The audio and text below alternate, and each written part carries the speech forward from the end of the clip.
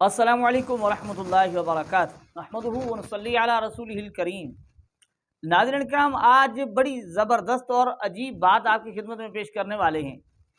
ہم اس سے پہلے بھی کہتے چلے آ رہے ہیں کہ غیر مقلدین کے اپنے لیے اصول اور ہوتے ہیں، اوروں کے لیے اصول اور ہوتے ہیں، لیکن آج کی بات کچھ زیادہ ہی ہے۔ وہ اس سلسلے میں کہ دیکھیں، غیر مقلدین کہتے ہیں کہ بھائی ہم اور ساری کوتاہیوں کو شاید یا کمی کو برداشت کر لیتے ہیں، لیکن شرک تو وہ کہتے ہیں بھائی شرک کے معاملے میں تو کوئی کمپرومائز نہیں ہے نا، کسی طرح ہم نہیں ماننے والے۔ اسی طرح کا ایک مسئلہ شیخ رحمانی سے پوچھا گیا ہے۔ بات یہ ہے کہ جب ان کے اپنوں کی بات آتی ہے نا، کوئی ویسے تو ہمیں کہتے ہیں کہ بھائی ہم یہ نہیں دیکھتے کہ یہ اہل حدیث ہے یا فلاں ہے فلاں ہے، ہم یہ دیکھتے ہیں کہ قرآن و سنت کے مطابق ہے کہ نہیں۔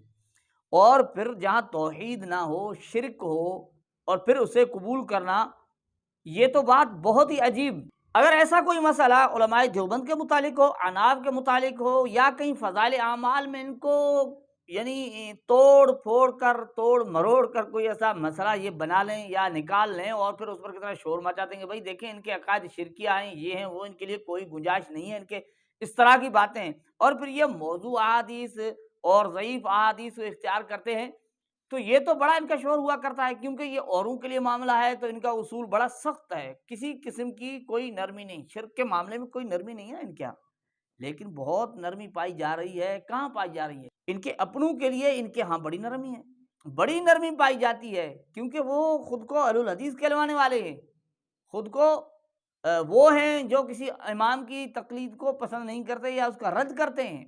ایسے لوگ ہوں، پھر ان کی طرف سے کوئی شرک بھی ہو تو وہ معمولی چیز ہے۔ میں یوں ہی بات نہیں کر رہا، شاید آپ کو یہ بات اس طرح لگے کہ بھئی آپ یعنی بیٹھ کر آپ کو جو جی میں آیا وہ کہہ دیا، اس طرح نہیں۔ باقاعدہ میں آپ کو ویڈیو دکھاتا ہوں جس میں شیخ رحمانی سے ایک بات پوچھی جا رہی ہے، جس میں اس چیز کا وہ اعتراف بھی کرتے ہیں کہ یہ اس طرح کے لوگ ہیں، لیکن پھر اس کو کہتا ہے کہ یہ کوئی معمولی بات ہے۔ اب دیکھیں، ایک چیز مان کر پھر اسے معمولی کہنا، چلو اس سے پہلے آپ کو ایک اور چیز بتاتے ہیں کہ یہ غیر مقلدین تعویذ کو کیا سمجھتے ہیں۔ سن لیجئے غیر مقلدین سے۔ تعویذوں کے اوپر ہمارا بھروسہ ہے، شرک ہے، یہ شرک ہے۔ اعتماد صرف اللہ کے اوپر، بنانے اور بگاڑنے کا اختیار صرف اللہ کے لیے خاص کرنا، یہ توحید ہے۔ اللہ کے نبی صلی اللہ علیہ وسلم نے اس بارے میں فرمایا، مسند احمد کی روایت ہے، من علق تمیمۃ فقد اشرک، جس نے تمیمہ لٹکایا اس نے شرک کیا۔ اب دیکھیں، غیر مقلدین تعویذ کو شرک مانتے ہیں کہ بھئی یہ تعویذ شرک ہے، یہ توحید کے خلاف ہے، سب کچھ ہے۔ یہ ساری باتیں ہو گئیں۔ جو تعویذ لٹکاتا ہے وہ شرک کرتا ہے، فقد اشرک، وہ شرک کرتا ہے۔ لیکن یہ اوروں کے لیے ہے، ان کے لیے نہیں ہے۔ کیوں؟ وہ کیسے؟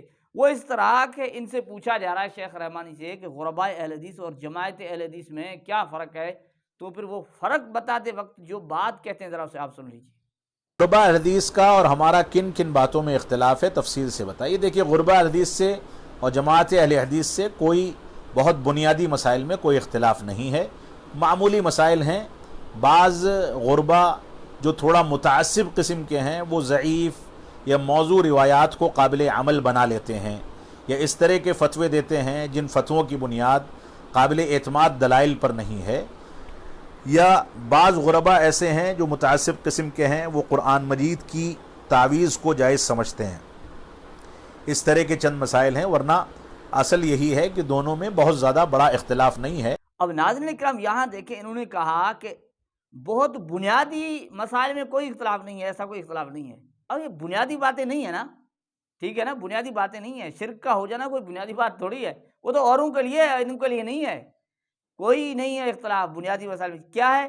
معمولی مسائل میں، معمولی مسائل میں۔ وہ کیا معمولی مسائل ہیں؟ کہتے ہیں بعض ایسے کہتے ہیں کہ ضعیف موضوع روایت کو قابل عمل بنا دیتے ہیں۔ یہاں موضوع احادیث کو قابل عمل بتا دیا جا رہا ہے، وہ معمولی بات ہے۔ کیوں یہ بات کیوں معمولی بنے گی؟ کیونکہ ان کے خود کے اہل الحدیث کہلوانے والوں کی طرف سے ہے، کوئی مسئلہ نہیں ہے، ٹھیک ہے نا۔ غیر مقلد ہیں، وہ کرتے ہیں تو بہت معمولی چیز ہے، ورنہ بہت بڑا مسئلہ ہے، پھر تو وہ تو اسلام سے خارج ہو جائیں گے، وہ ان کے نزدیک اہل سنت سے خارج ہو جائیں گے۔ لیکن کیا کہتا ہے، تعویذ، قرآنی تعویذ کو بھی جائز سمجھتے۔ وہاں اوروں کے لیے آ رہا تھا کہ یہ شرک ہے، یہ توحید کے خلاف ہے، سب کچھ ہے، لیکن یہ اگر کرتے ہیں تو یہ معمولی بات ہے۔ تو ناظرین کرام آپ مجھے بتائیں، یہ لوگ اوروں پہ دن رات فتوے لگاتے ہیں، اوروں کو مشرک ٹھہراتے ہیں، کافر ٹھہراتے ہیں، اسلام سے نکال دیتے ہیں، پتہ نہیں کتنوں کو نکال دیتے ہیں، اہل سنت سے ان کو خارج کر دیتے ہیں، لیکن ان کے اپنوں کی باری آتی ہے تو کہتے ہیں یہ بہت ہی معمولی مسئلہ ہے، کوئی بنیادی مسئلہ نہیں ہے۔ آپ صرف ان باتوں سے ان کی حقانیت کو دیکھ سکتے ہیں، سمجھ سکتے ہیں کہ یہ کتنے حق والے ہیں۔ یہ صرف وہ ہیں جو اہل الحدیث کہلواتا ہے، یوں سمجھو پھر اس سے کھلی اجازت ہے، جو کچھ کرتا رہے کرے، اور ان کے لیے کوئی کسی قسم کی گنجائش ان کے ہاں نہیں ملتی۔ اللہ جل جلالہ ہمیں ان کی حقیقت کو سمجھنے کی توفیق عطا فرمائے۔ یہ ہے حقیقت۔